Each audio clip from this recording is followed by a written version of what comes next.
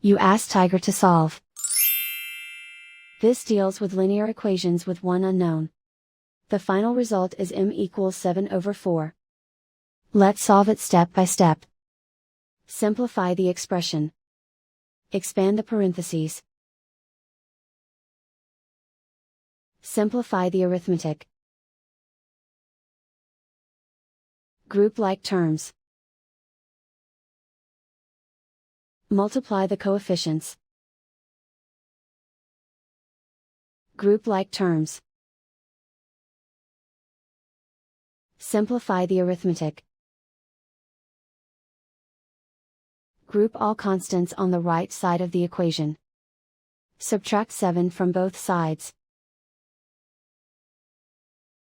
Simplify the arithmetic.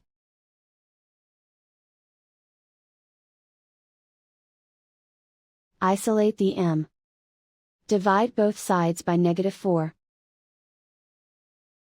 Cancel out the negatives. Simplify the fraction.